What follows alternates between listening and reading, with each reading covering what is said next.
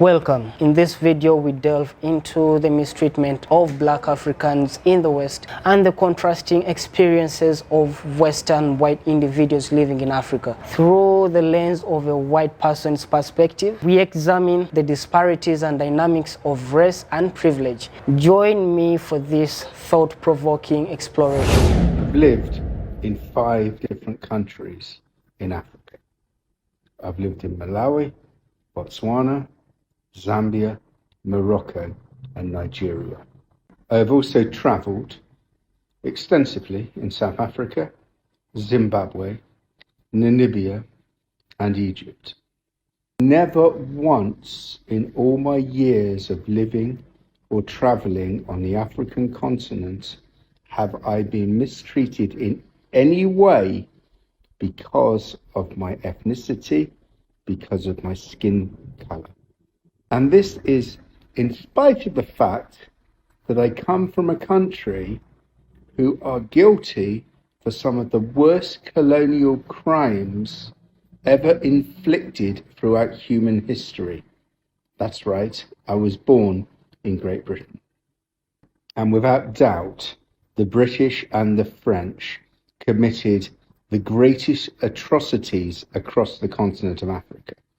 The Belgians have a good claim for the greatest atrocity in their treatment of the Congolese, but if one looks at it as an entity and the number of countries that were invaded by the British and French colonialists, one will see that they are the worst protagonists.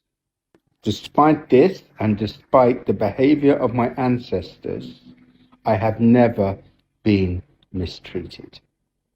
In fact, I have been welcomed warmly in all of the countries I have lived in or visited.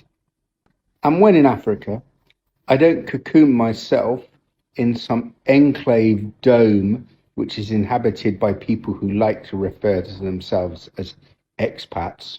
I hate that term. But no, I integrate as much as possible within local society. I will go to a shebeen.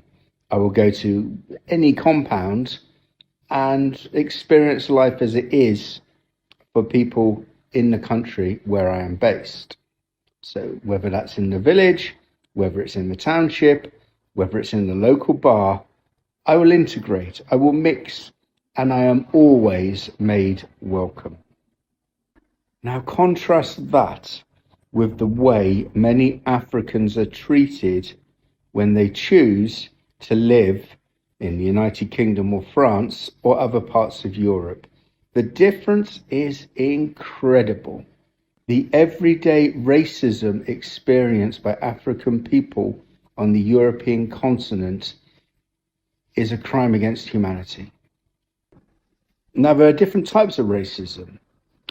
The most obvious is the day-to-day experience that an African will have whilst living in parts of Europe.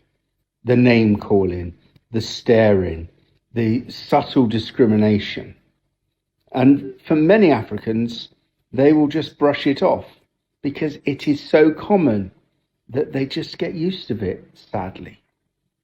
Worse, though, is the institutional and structural racism that Africans have to abide with. The restrictions on their movements, the fact that most passports emulating from the African continent will only allow Africans to travel visa-free to a handful of countries, and most of those will be other African countries or countries in the Caribbean.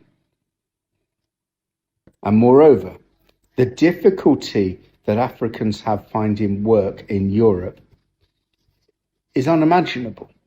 People who are qualified as doctors, accountants, lawyers, university lecturers, nurses, teachers do not have their qualifications and experiences recognized by most European countries. I know many people from Africa working in various parts of Europe as security guards or as care assistants when back home they had highly skilled professional jobs. But that experience is rarely recognized when they come to Europe, unless they come as part of a transfer with an existing company. But if they come because they've migrated to Europe, their chances of accessing the sort of job which they are eminently capable of is slim. Now, if a black person was making this video, they would be quickly dismissed. They'd be dismissed as having an axe to grind or always trying to find problems. And again, that's part of racism. The fact that I can speak because of my white privilege means that I have a duty to do so, not because I'm married to an African woman or because I have many African friends, but because I like to think I'm a decent human being who appreciates the value in every person on our planet.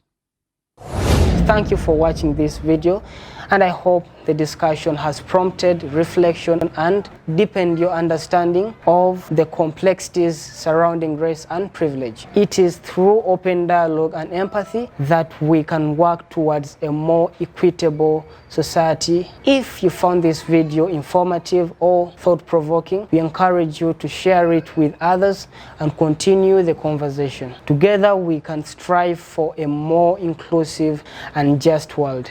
Thank you once again, and I'll see you in the next one.